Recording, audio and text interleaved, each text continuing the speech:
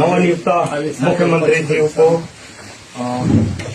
शपथ ग्रहण गराइदिनु हुन मान्य प्रदेश प्रमुखज्यूलाई हार्दिक अनुरोध गर्दछु र शपथ ग्रहण गरिदिनु हुन नवनियुक्त मुख्यमन्त्री मान्य यादवज्यूलाई हार्दिक अनुरोध गर्दछु।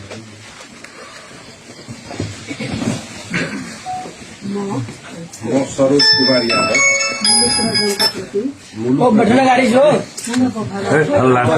वफादार रही सत्यनिष्ठापूर्वक प्रतिज्ञा गर्दछु। देश जनता र ईश्वरको नाममा शपथ लिन्छु कि नेपालको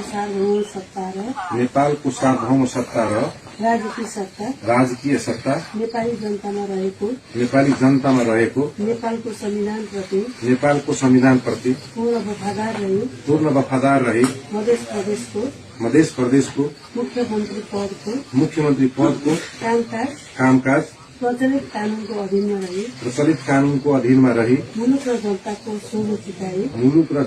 सोझो चिताई कसैको डर नमानी पक्षपात नगरी कसैप्रति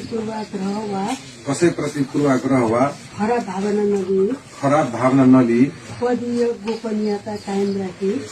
गोपनीयता कायम राखी इमानदारी साथ गर्नेछु र आफ्नो कर्तव्य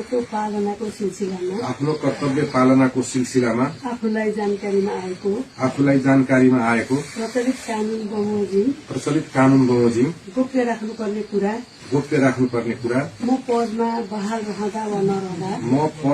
बहाल रहँदा वा नरहँदा जुनसुकै अवस्थामा पनि प्रचलित